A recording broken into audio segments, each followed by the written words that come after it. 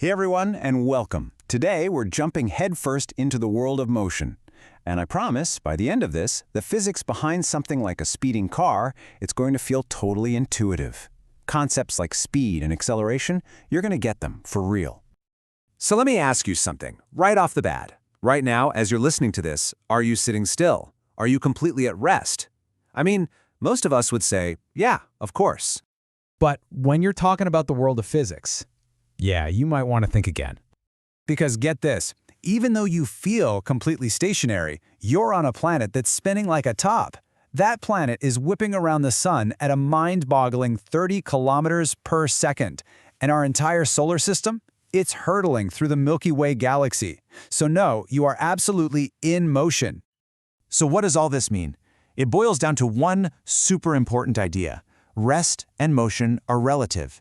It all depends on your point of view, your frame of reference. To the person sitting next to you, sure, you're at rest. But to an astronaut floating up in space, you're moving incredibly fast. So, here's the game plan for today. First, we're going to tackle the difference between the long path and the short path. Then we'll get into the language of movement, speed, velocity, and all that good stuff.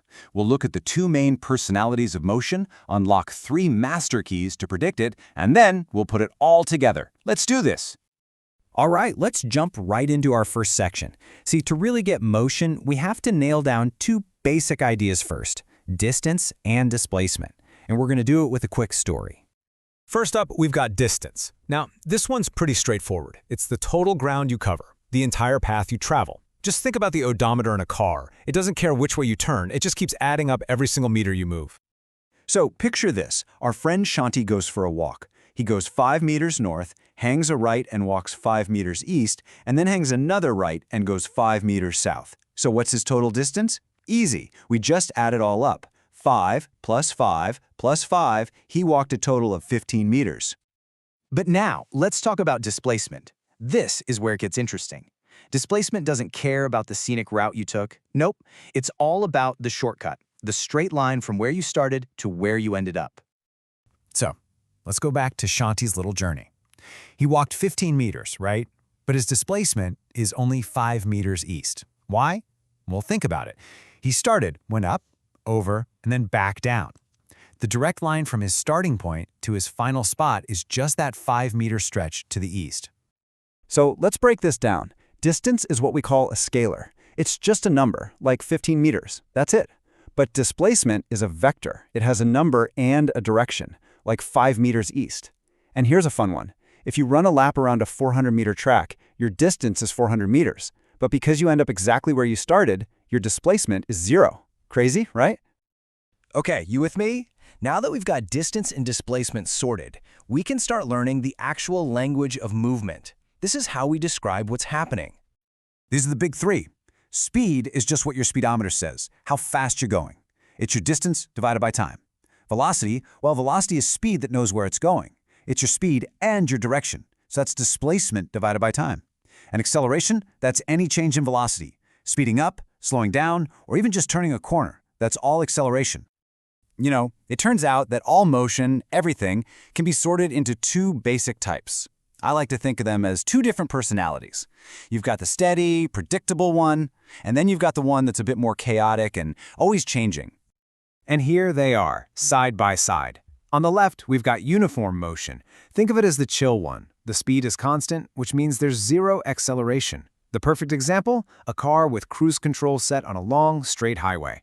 And on the right, that's non-uniform motion. And that's pretty much real life. Your speed is always changing, which means you are accelerating. Just think about driving in city traffic. Stop, go, speed up, slow down. That's non-uniform motion.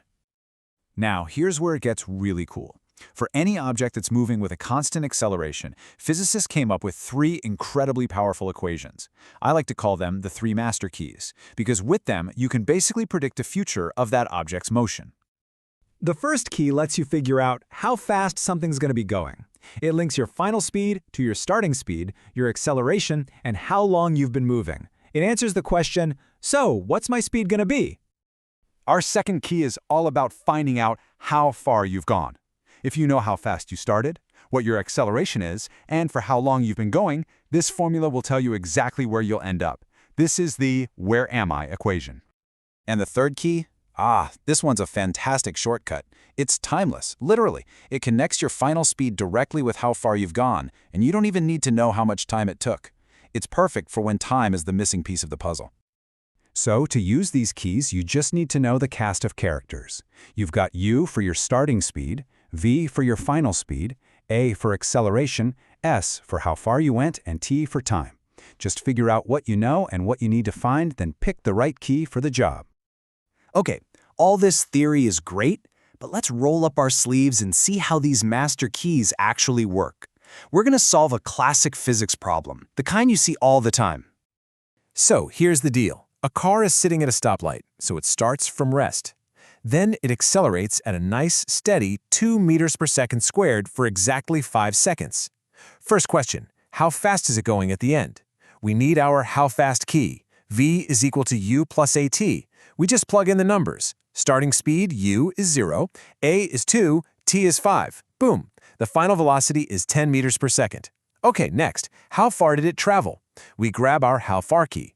We plug in the numbers again, do the math, and we find out it traveled exactly 25 meters. See? It's like a puzzle. And listen, this isn't just about passing an exam. This stuff is literally how our modern world is built. It's how engineers design cars that are safer in a crash. It's how we launch satellites into orbit. It's how sports scientists can break down an athlete's technique to make them faster. It's even how we predict the paths of planets. It's everywhere. So I want to leave you with a little brain teaser to chew on. Imagine a race car going around a circular track. Its speedometer is locked. It's not moving at a perfectly constant 100 miles per hour. But remember what velocity is? It's speed and direction. And on a circle, your direction is always changing, right?